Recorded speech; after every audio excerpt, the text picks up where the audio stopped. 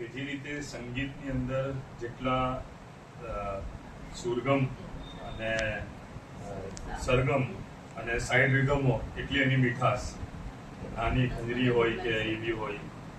અને જમવાનું બનાવો તો જમવાની અંદર જેટલા મસાલા નાખો એટલું સુગંધ.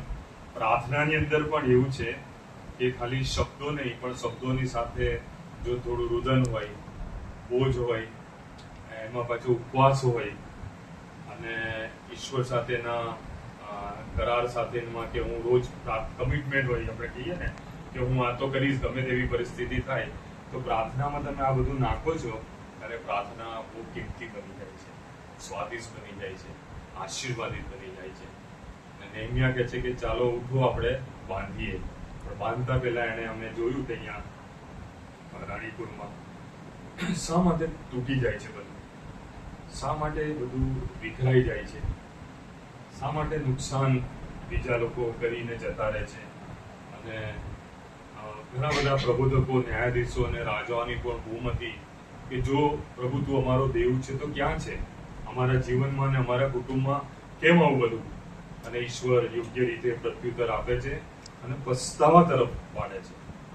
અને નેહમ્યાને શીખવ્યું કે જ્યારે તું પ્રાર્થના કરે, યર્મિયાને પણ શીખવ્યું અને દાઉદે પણ પાછળથી શીખ્યું, તો તું પસ્તાવો કર પહેલા. શું કર? પ્રાર્થના કરે પહેલા. અમે અને અમારા પિતૃએ શું કર્યું છે? યર્મિયા 5માં પણ વિલાપમાં કે અમે અને અમારા પિતૃએ પાપ કર્યું છે. દાઉદને પણ એવું થયું કે આ ખરેખર પાપનું પરિણામ ભયંકર હોય છે. ગઈકાલે અમે 3 પાત્ર વિશે જોયું, એના પર જ આજે મનન કરાવીશું. જે કંઈ બાંધકામ છે એમાં ધ બેસ્ટ ઈશ્વરે 3 બાબત બનાવી.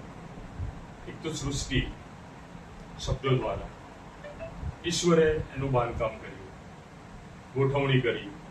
ત્યાર પછી સૃષ્ટિની અંદર એણે એની પ્રતિમા પ્રમાણે માણસને બનાવ્યો, અને માણસને બનાવ્યા પછી જો ડિઝાઇન આપ્યો એ સૌથી સરસ બનાવવાની, તો એ મંદિર બનાવવાની સુલેમાન રાજાને આપી. સૃષ્ટિ બનાવી, પછી શું બનાવ્યું? માણસને એની પ્રતિમા પ્રમાણે. અને ત્રીજું મંદિર. મંદિર તૂટી ગયું. માણસને પણ પ્રભુ ઈસુ ખ્રિસ્તમાં વધસ્તંભ પર તોડી કાઢ્યો. પહેલો આદમ જે નિષ્ફળ, પણ બીજો આદમ પ્રભુ ઈસુ ખ્રિસ્ત. અને ત્રીજું યશાયા 24માં લખ્યું છે કે પૃથ્વી પણ હવે શું થશે? તૂટશે. દરેક ભવિષ્ય વચનો દોડીને પૂરા થઈ રહ્યા છે. યરુશલેમના મંદિરનું બાંધકામ અને ઇઝરાયલનો ઇતિહાસ અને 12 ફૂટ, આ તમે ખાલી અભ્યાસ કરો ને ન્યૂઝ જુઓ ને તો જાણે કે આ બધું દોડીને વચનો પૂરા થઈ રહ્યા છે. જે ઈશ્વરે બાંધ્યું છે એને જ ઈશ્વરે તોડ્યું છે. કારણ એનું મૂળ કારણ શું? કે માણસના પાપમાંથી પાછા ફરવાને માટે પણ એને 3 બાબત બનાવી. કરાર કોષ, અને કે કરુબીમની વચ્ચેથી કે તમે પસ્તાવો કરીને તમારા પાપની કબૂલાત કરીને લોહીનો છંટકાવ કરીને મારી પાસે આવો. નૂરનું વાણ પણ બનાવ્યું, બૂમ પાડીને એનું એ કે ભાઈ પસ્તાવો કરો, પાછા ફરો, અને કે જે આ વાણમાં આવો તો તમારો બચાવ થાય. એ ડિઝાઇન પણ કોણે આપી? ઈશ્વરે આપી. કરાર કોષની ડિઝાઇન પણ મૂસાને ઈશ્વરે આપી. અને પછી પાછું મંદિર બનાવ્યું આગળ પ્રબોધકોમાં, અને વેદી બાંધે તું એને. અને વેદી પર કહે છે કે તે લોકો કબૂલાત કરે અને એમના પાપમાંથી પાછા ફરે અને પ્રાર્થના કરે. પ્રાર્થના પહેલા ઈશ્વર શું માંગે છે મારી પાસે? હું સીધી પ્રાર્થના કરવા જતો રહું તો પ્રભુ ઈસુ ખ્રિસ્તના શિક્ષણમાં બહુ સ્પષ્ટ 2 બાબતો છે કે જ્યારે તું પ્રાર્થના કરવા જાય ત્યારે પોતા સંબંધી, ઈશ્વર સંબંધી અને બીજા સંબંધી શું કર? વિચાર કર. કંઈ પણ બગડ્યું હોય તો પહેલા તું એને સરખું કર, તારા હૃદયને સાફ કર, અને પછી તું નાનામાં નાની પણ પ્રાર્થના કરીશ તો હું શું કરીશ? તારી પ્રાર્થના સાંભળીશ. ઈશ્વર જીવન માંગે છે પ્રાર્થના પહેલા, અને પ્રાર્થના આપણી સંભળાઈ જાય છે, પ્રાર્થના આપણે કરી લઈએ છીએ, અને પછી ઈશ્વર સાથેની જે પ્રતિજ્ઞા આપણે લીધી છે, કાં તો શું કહેવાય કે એની સાથે કોલ કરાર કર્યા હોય કે પ્રભુ જો મારી પ્રાર્થના સાંભળીશ તો હું આમ કરીશ, આમ કરીશ અને આમ કરીશ. આપણા વ્યક્તિગત જીવનમાં પણ હોય, કુટુંબમાં પણ હોય, બાળકના સંબંધમાં પણ હોય, ઘરના સંબંધમાં હોય, નોકરી બિઝનેસમાં પણ આપણે શું છે? માનતા માનીએ છીએ કે ભાઈ પ્રભુ તું આવું કરીશ અને મારી પ્રાર્થના સાંભળીશ તો હું ખચિત આવું કરીશ. એવા 3 નાના પાત્રો જે ગઈકાલે પણ મેં આ સંબંધી વિચાર કરેલો. પહેલું જે પાત્ર હતું અહીંયા ઇબ્રાહિમ, એને 100 વર્ષ પછી દીકરો થાય છે અને દીકરો મોટો થાય છે ઈસાક, અને લગ્નની વાત આવે છે. તેનો જે વિશ્વાસુ ચાકર હોય છે એલીએઝર, એને બોલાવે છે અને કહે છે કે હું તને એક કામ સોંપું છું કે તું આ જઈને આ કામ કર, મારા દીકરાને માટે વહુને તેડી લાવો. અને પછી એને જઈને એલીએઝરે પ્રાર્થના કરી કે પ્રભુ આ જે કામ મને સોંપવામાં આવ્યું છે એ વિશ્વાસ ઉપર હું કામ કરું, અને મારા માલિક છે અને મારા માલિકનો દેવ છે એને પણ હું વિશ્વાસુ રહું, માટે હું પ્રાર્થના કરું છું. અને પ્રાર્થનામાં એને ચિહ્ન માંગ્યું કે મને અને મારા ઊંટને પણ પાણી પીવડાવે તો આ પાત્ર શું છે, એના માટે છે. અને એમ પ્રાર્થના કરીને એ નીકળે છે અને પછી એક આપણે જોઈએ છે એને મળે છે. અને એ કામ પતી ગયા પછી પણ તમે 27મી કલમ વાંચશો ને, બહુ સરસ લખ્યું છે કે યહોવાનું એને ભજન કર્યું, આભાર સ્તુતિ કરી, અને કહે છે કે ઇબ્રાહિમનો જે દેવ છે અને એને મને જે આ કામ સોંપ્યું છે એમાં મને આશીર્વાદ મળ્યો છે, મારી પ્રાર્થના સાંભળવામાં આવી છે, અને ઈશ્વરની એને શું કરી, સ્તુતિ કરી, આભાર સ્તુતિ કરી, અને ઈશ્વરે એને શું કર્યો, આશીર્વાદ આપ્યો. આપણે પ્રાર્થના કર્યા પછી પણ જ્યારે પ્રાર્થના આપણી સંભળાય છે, પ્રભુ ચોક્કસ એનો પ્રત્યુત્તર આપે છે અને પ્રભુ આશીર્વાદ આપે છે, તો આપણે આભાર સ્તુતિ કરીએ છીએ પ્રાર્થના કર્યા પછી.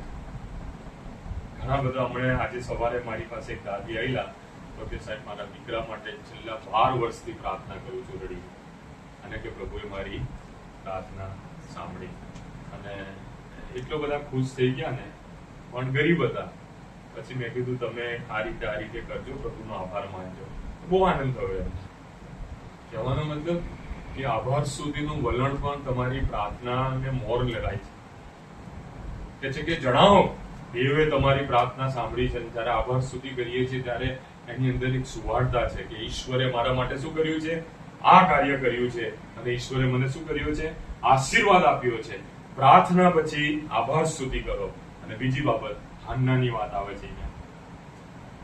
લગ્ન થયેલા પણ એવો સમય બાળક નતું એને, તો લોકોએ કોઈક રીતે નકારી હતી. વંશ વારસની વાત આવે, અને પછી તજાઈ ગઈ હતી, પણ એનો પત્ની એને પ્રેમ કરતો હતો, એને મળતો હતો. પણ આ હાન્ના શું કરતી હતી, રોજ મંદિરમાં જઈને પ્રાર્થના કરતી હતી. એલી પણ એને બોલ્યો, અરે યાર શું આ રોજ આવીને કે બબડ કરે છે, પણ એ રુદન કરતી હતી ને પ્રાર્થના કરતી હતી. અને પછી એ પોતાના ગામે જતી રહી. પછી લખવામાં આવ્યું છે કે ઈશ્વરે એને આશીર્વાદ આપ્યો. તરત બીજા અધ્યાયમાં એને બહુ સરસ લખ્યું છે. અને અહીંયા જયારે લઈને આવે છે, 3 વર્ષ પછી આવે છે, 3 વર્ષનો ગોદો લઈને આવે છે, થોડું અર્પણ લઈને આવે છે, અને એના દીકરાને લઈને આવે છે. તો કે કોણ છે, તો કે તમને યાદ નહીં? યાજકને કહે છે કે ભાઈ હું અહીંયા રડીને પ્રાર્થના કરતી હતી, તું કાયમ મને કે જા પીધેલી છે કે આમ છે તેમ છે કાઢી મૂકતી હતી, એ જ હું છું. અને ઈશ્વરે મને શું કર્યો, દીકરો આપ્યો, સમુએલ. અને મારી પ્રાર્થના સાંભળી. અને બીજા અધ્યાયમાં કે છે કે હું ઉકરડામાં હતી. ઉકરડો એટલે ખબર ને, તરત મણિનગરમાં બહુ ભૂંડો હતા, ખબર આપણે, પણ કે એવી જગ્યા હતી, અને ત્યાંથી એને મને લઈને સિંહાસન પર બેસાડી. એ જયારે સમુએલ મોટો થયો ત્યારે એ પ્રબોધક બન્યો, ન્યાયાધીશ બન્યો. એ સમયે રાજા નતો, પણ રાજાશાહી ન્યાય અને ઇઝરાયલનો નિર્ણય લેવાને માટે એ શું કરતો હતો કે શક્તિમાન હતો.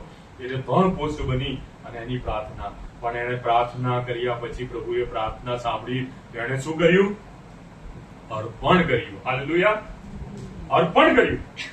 મારી પ્રાર્થના સંભળાઈ છે તો પછી કે મારે અર્પણ કરવાનું છે. આ જૂના કરારનું હતું, પણ એણે તો એટલું ગજબ અર્પણ કર્યું કે ચલો મૂસાના નિયમ પ્રમાણે ગોદો, હોલો, આ તે બધું અર્પણ કર્યું, પણ પોતાનો દીકરો આપી દીધો. હાલેલુયા, અર્પણ.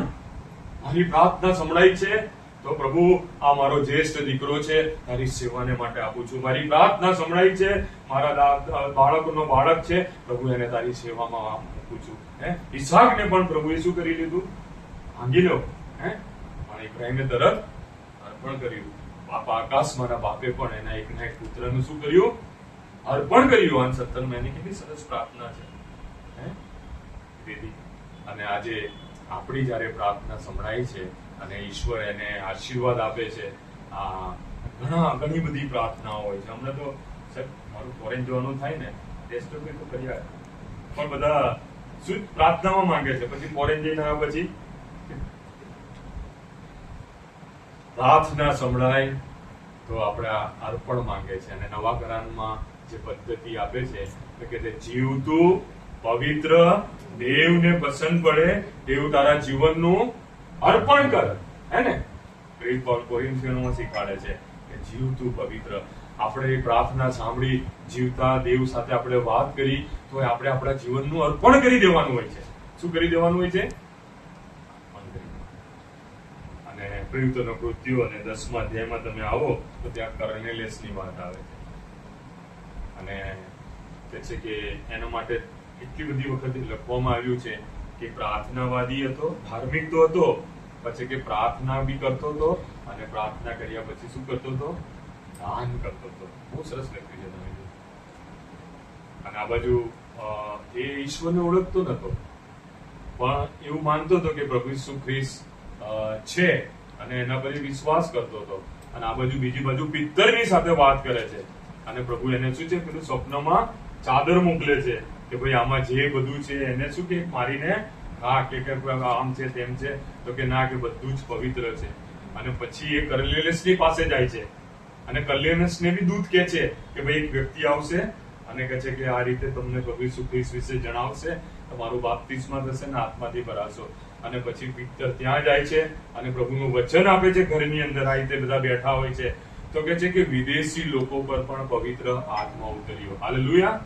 ઈશ્વર પક્ષપાતી નથી, પણ એ શું કે છે કે જ્યારે પ્રાર્થના કરતો હતો ત્યારે શું કરતો હતો? દાન આપતો હતો. દશાંશ તો આપણે આપીએ છીએ, બરાબર, પણ એની સાથે સાથે આ જગતની અંદર કેટલા બધા અંધ છે, કેટલા બધા અપંગ છે, કેટલા બધા સિનિયર સિટીઝન વૃદ્ધ છે, કેટલા બધા ગરીબ છે, કેટલા બધા ભૂખ્યા છે, તરસ્યા છે. આ મુસલમાનમાં મેં જોઉં તો રાયખડ હતો. એટલે શુક્રવારની નમાજ હોય ને એટલે 5 ટાઈમ નમાજ પડે, અને પછી 3 દરવાજા પેલું જમવાનું આપે છે, ખબર છે? મારા બાપા બી લઈ જતો હતો, નાનો હતો ત્યારે. તો 100-200 રૂપિયા આપે એટલે 20 જણને 10 જણને ખવડાવે. શું છે? ભૂખ્યાને દાન. જ્યારે ઈશ્વર આપણી પ્રાર્થના સાંભળે છે અને ઈશ્વર આશીર્વાદ આપે છે, ઈશ્વર આમીન કરે છે, તો તમને જ્યાં લાગે ત્યાં તમે શું છે?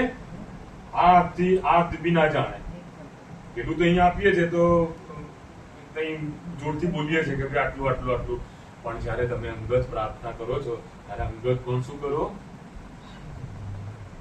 એનો બદલો ઈશ્વર આપશે. કે છે કે મારું પારખું તો આકાશની બારીઓ તમારા માટે ખોલી નાખીશ. અને પ્રાર્થના કર્યા પછી 3 બાબત મેં તમને કીધી. પહેલી બાબત કઈ હતી? ભજનના આભાસ સુધી કે પ્રભુએ મારી પ્રાર્થના સાંભળી છે.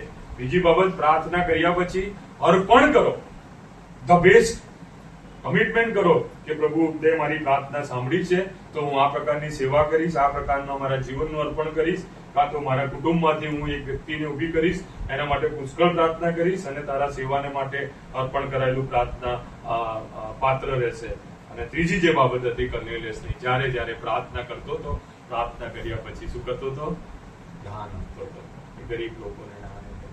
પ્રાર્થના પ્રભુ આપણી સાંભળે છે. એવું કદી નથી લખ્યું કે દેવે મારા કાન એટલા બધા બંધ થઈ ગયા નથી કે હું તમારું સાંભળી ના શકું. ઈશ્વર આપણી પ્રાર્થના સાંભળે છે, પણ આપણે કાળજી રાખવાની છે કે મારી પ્રાર્થના સંભળાય છે ત્યારે હું શું કરું? આભાર સુધી કરું, અર્પણ કરું, કે દાન આપું, અને એનો બદલો શું કરે છે? ઈશ્વર આપશે. પ્રભુ તમને પુષ્કળ આશીર્વાદ આપે. આ ઘર કુટુંબને તમે બધા અહીંયા આવ્યા છો, પ્રભુ તમને આશીર્વાદ આપે. આમીન.